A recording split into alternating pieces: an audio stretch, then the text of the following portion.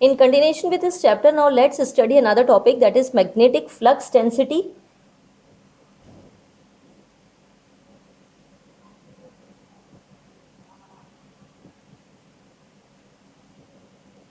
Also known as magnetic induction or strength of magnetic field, denoted by B vector. As we studied about magnetic flux given by dot product of magnetic field and area vector, or in magnitude it can also be written as BA cos theta, where theta is the angle between area vector and magnetic field.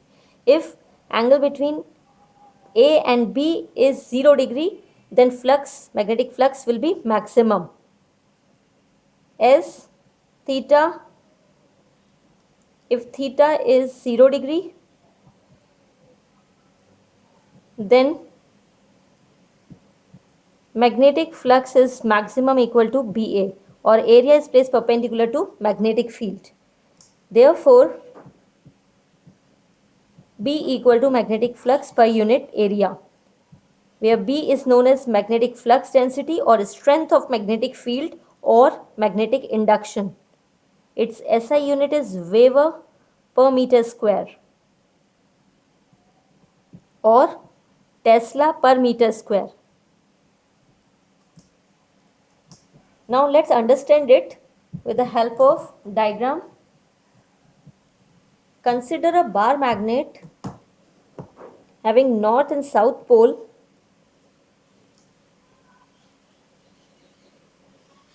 and as we know that the magnetic field lines are maximum at the poles of a magnet moving from north to south poles.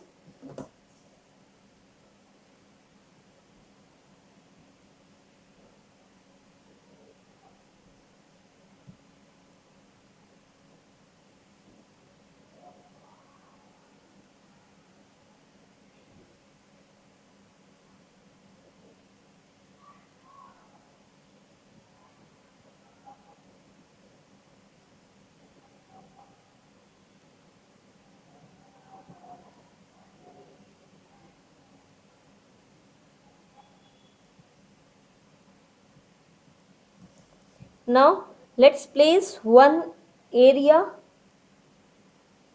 in a crowded region of magnetic field lines, and the area is placed perpendicular to magnetic field. This is area number C, and let's place another area D which is perpendicular to the magnetic field lines. Now the outward area vector is making an angle 0 degree with magnetic field, thus maximum flux is passing, and here also the magnetic flux is maximum. Now we can see that as the more number of magnetic field lines are passing through a unit area, through area C, thus we can say that the magnetic flux density of area C is more as compared to magnetic flux density of area D. Therefore, if more magnetic field lines are passing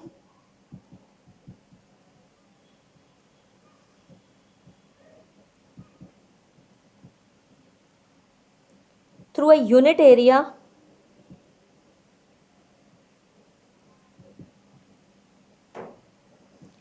then more will be the magnetic flux density or strength.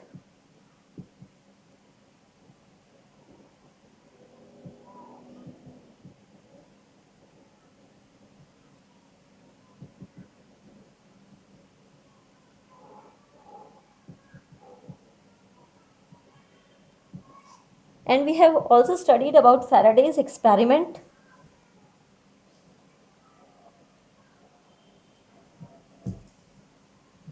Faraday explained in his experiment that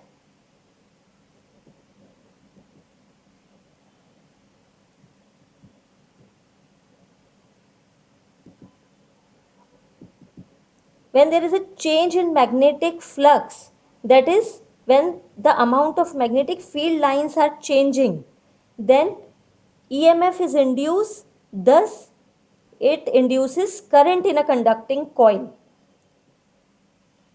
We have studied this, that change in magnetic flux, that is amount of magnetic field lines,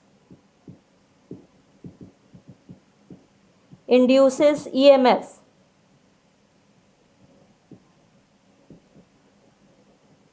Thus induces current in a conducting coil.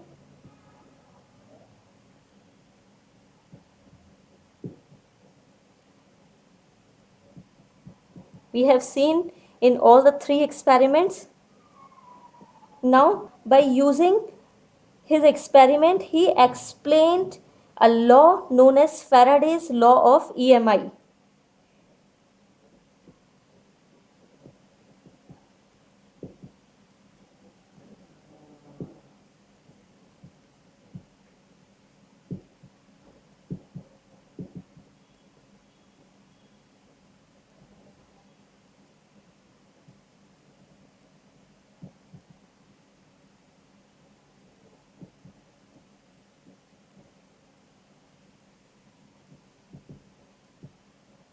Faraday's law of electromagnetic induction. Now let's study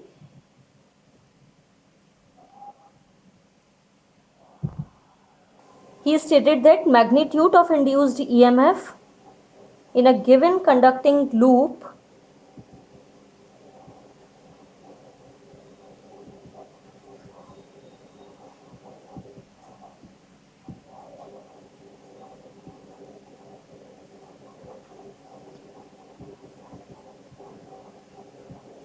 is equal to rate at which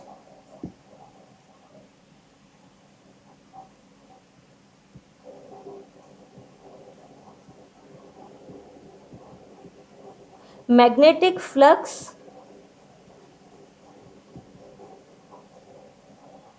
linked with the loop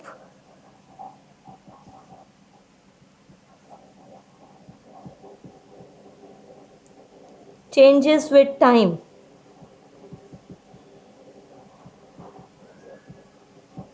That is, if more is the change in magnetic flux with time, more is the induced EMF. If less is the change in magnetic flux with time, then less is the induced EMF. And it is given by, it's in the magnitude form, it is d phi by dt, change in magnetic flux per unit time, and mathematically we can write it as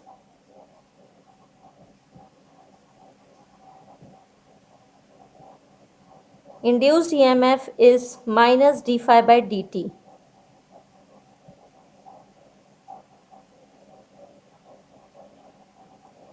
Now here negative sign indicates that induced EMF opposes the flux change.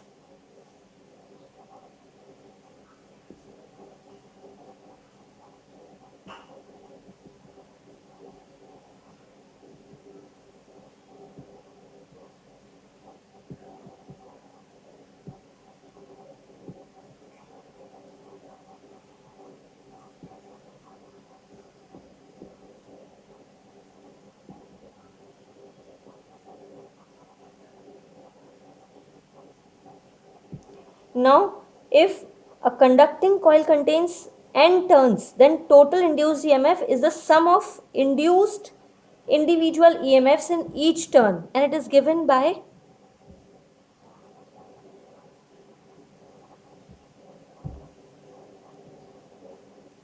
if coil has n turns,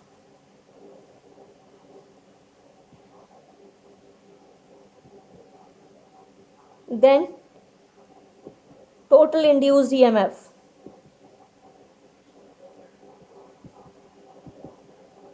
is the sum of individual EMFs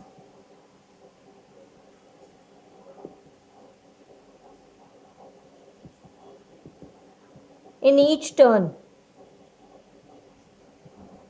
and it is given as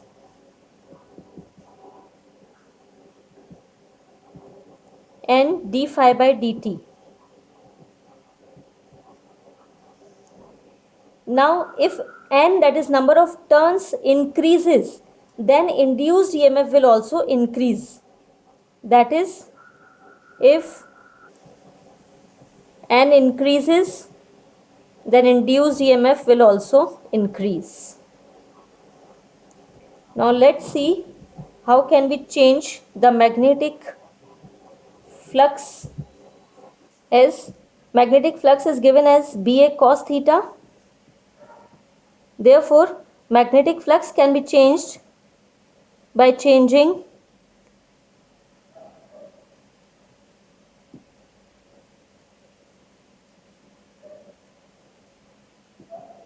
the strength of magnetic field. So first is by changing the magnitude of magnetic field, also known as magnetic flux density or magnetic induction. We can increase the value of magnetic field by inserting a soft iron core or by bringing a conducting coil near to the crowded magnetic field lines where the magnetic field lines are more.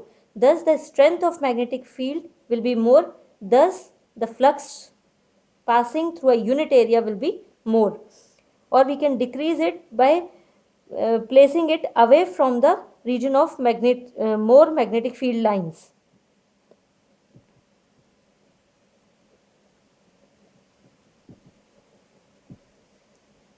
Similarly, by increasing or decreasing the total area of the coil, magnetic flux can be increased or decreased. By changing the total area, more is the area, more will be the flux pass. The total area of the coil or the area which comes under magnetic field. So, for example, if we will expand or stretch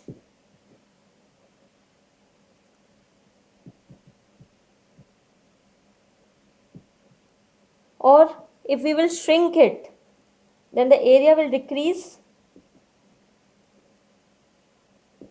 or displacing coil in and out of the magnetic field.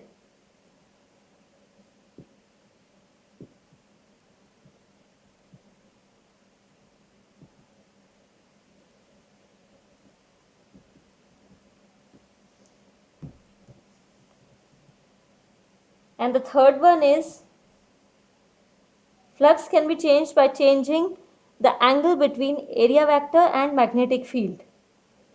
That is by rotating the coil. That is by changing angle between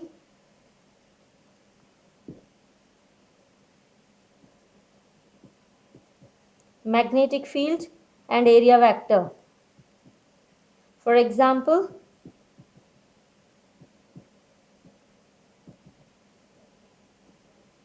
if angle between, if theta is equivalent to 90 degree between B and A, therefore magnetic flux will be minimum, that is 0.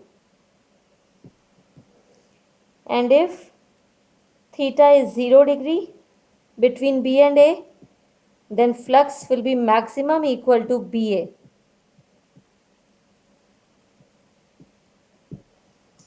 After Faraday's law, Heinrich Friedrich Lenz stated the law known as Lenz's law.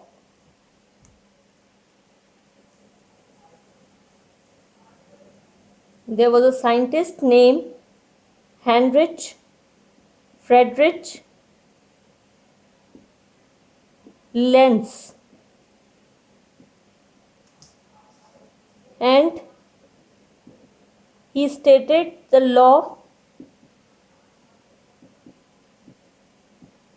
to find the direction of induced current.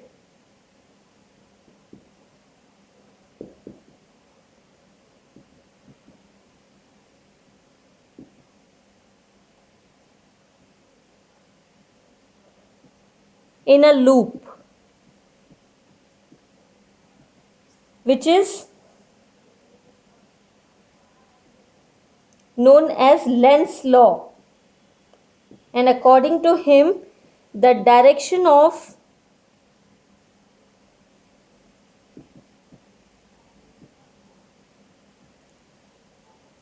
induced current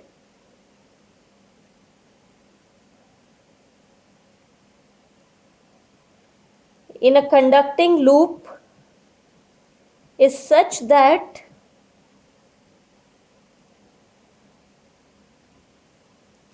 it opposes. Opposition is a key word for Lenz's law, that it opposes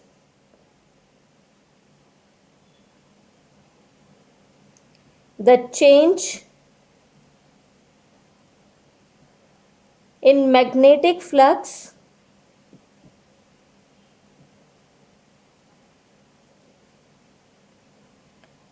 which induces this current.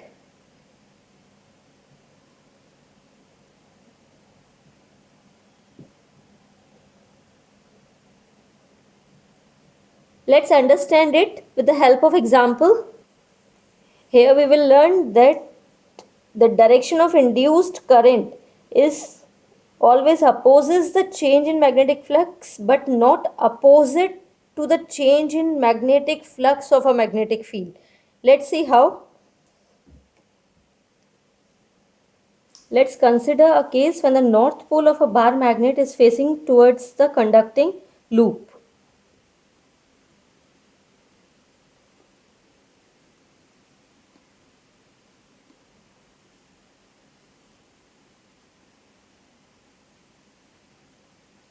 In one case, the bar magnet is approaching towards the loop, and in another case, it is moving away from the loop.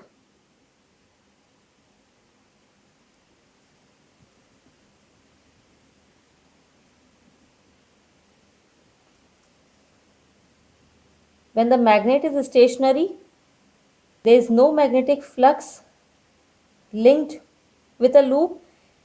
There is no EMF or current induced within the loop. We have studied it in Faraday's experiment. Now, if the magnet moves towards the coil, then the magnetic field lines are moving from north to south pole. Thus, the direction of magnetic field is in downward direction, and as there is a motion of a magnet towards the coil, then this coil will oppose it and it creates a magnetic dipole within a loop. And we know the direction of magnetic dipole. We have studied that a current carrying loop behaves as a magnetic dipole. It has two poles. Now the direction of magnetic dipole movement is from south to north, and in order to oppose it, from Lenz's law, as we have studied, that the change in magnetic flux is opposed by induced current. So if the coil will oppose it, then there should be this face of the loop should be north pole of the loop. Thus, by right hand thumb rule, we can see that a thumb gives the direction of area vector or magnetic dipole moment. So this is the direction of magnetic dipole moment as well as the direction of magnetic field induced.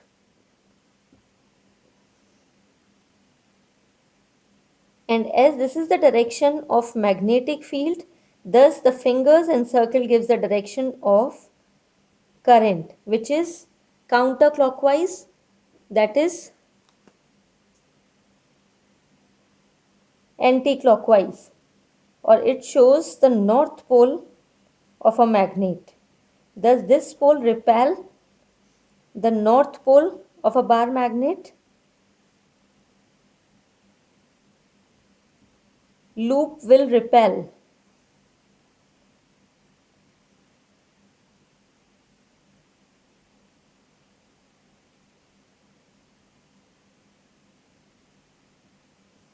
Now here we can see that the directions are opposite. Direction of magnetic field is downward, direction of magnetic field induced within the loop is upward. In this case, the direction of magnetic field is downward. Magnet is moving away from the coil, and here in this case magnetic flux increases, in this case magnetic flux decreases. But the direction of magnetic field is from north to south, that is towards or downward towards the coil, but here the magnetic flux decreases. And the direction, because of the motion of a magnet away from the coil, there is a change in magnetic flux. Thus it creates magnetic dipole, that is north pole or south pole in a loop. It creates magnetic dipole moment. The direction of magnetic dipole moment is from south pole to north pole. Why this is considered as a south pole? This phase of a loop is considered as a south pole because here as the magnet is going away, thus it opposes that motion according to Lenz's law. As it is opposing, so here the loop attracts the bar magnet. Here there is a repulsion, loop repel the north pole. Here the loop attracts the north pole. So this phase of the loop is considered as south pole. As this is a south pole, thus the direction of a magnetic dipole moment is from south to north, and this is the direction of magnetic field induced. And by right hand thumb rule, the direction of current is clockwise and the thumb gives the direction of magnetic field induced. Also, here we can note that the direction of magnetic field of a bar magnet and the direction of magnetic field induced both are in same direction. Thus, that's why we can say that there is an oppose of magnetic flux by an induced current, by the direction of induced current, but not always in opposite direction. Here it is in opposite direction, but in this case it is not opposite when the bar magnet is moving away. Similarly, we can consider the case when the south pole of a bar magnet is approaching towards the loop. Now let's see that case also.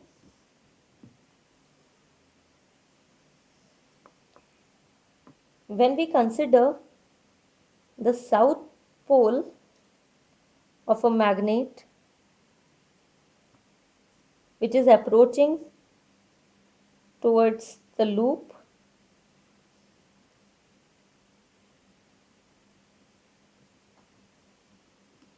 and in the second case it is moving away from the loop.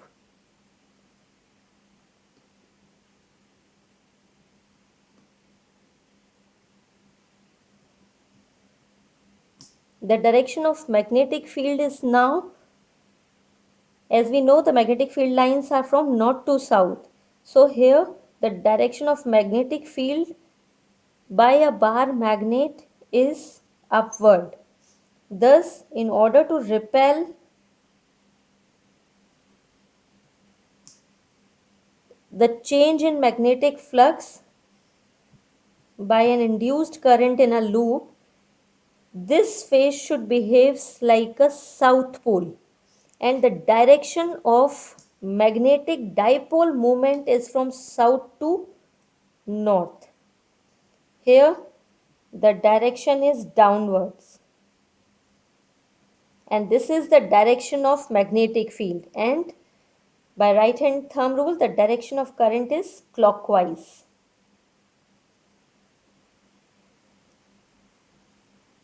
Magnetic flux increases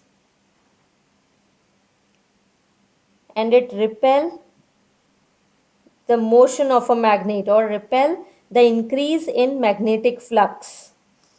Here in this case, when the bar magnet is moving away from the coil, then this phase of the loops behaves as a north pole, and it creates the motion of a magnet creates magnetic dipole in a loop, and the direction of magnetic dipole, in this case the direction of magnetic field, is again in upward direction, but the direction of magnetic dipole in this case is from south to north. That is, here also it is in the same direction, and by right hand thumb rule we can find the direction of current, which is anti-clockwise. So here this is behaving like a north pole, and this is as a south pole. It opposes the decrease of magnetic flux, it opposes the increase in magnetic flux. Magnetic flux decreases, it tries to attract it. Lenz's law obeys law of conservation of energy. As we know that energy can neither be created nor destroyed, it can always convert into one form to another. Therefore, here if we want to move the magnet towards the coil, then we have to do some work, mechanical work, against the force of repulsion.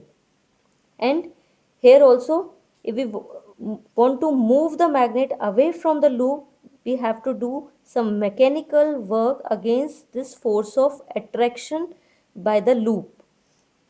So this work is stored in the form of electrical energy, and the heat released by this electrical energy is given as H is equivalent to I square RT, where I is the induced current and H is the joule heating released by electrical energy. So Lenz's law always obeys law of conservation of energy. Lenz's law obeys law of conservation of energy.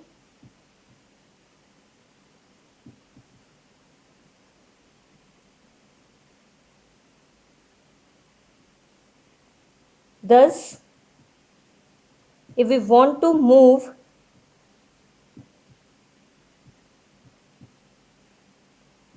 magnet, bar magnet towards or away the coil, then we have to do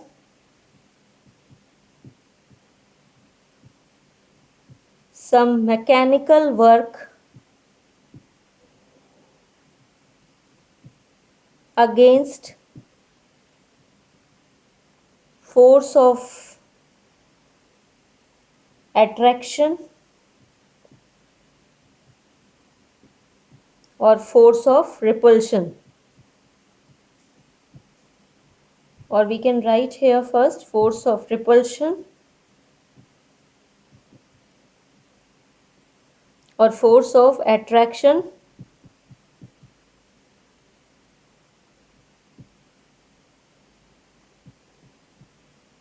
experienced by a bar magnet.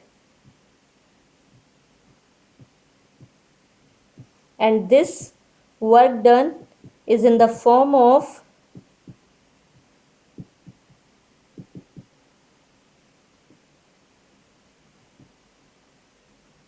electrical energy,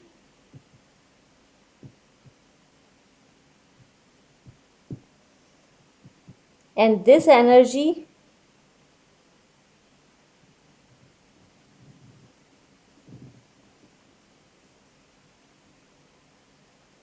is released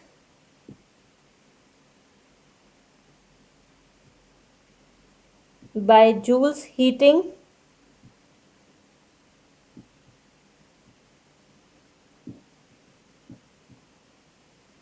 produced by induced current.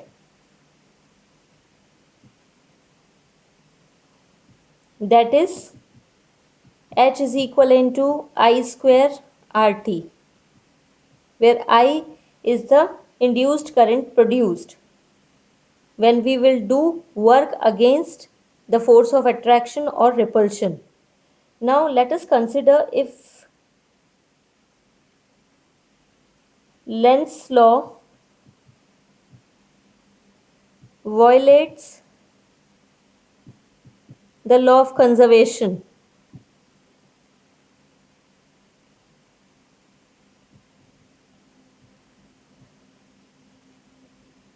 Just think over it, that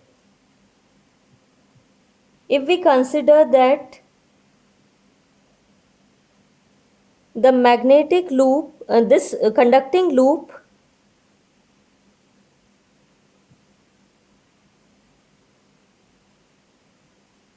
if it will attract the bar magnet, or this face of the loop behaves as a south pole, then without giving any energy to this bar magnet will get acceleration,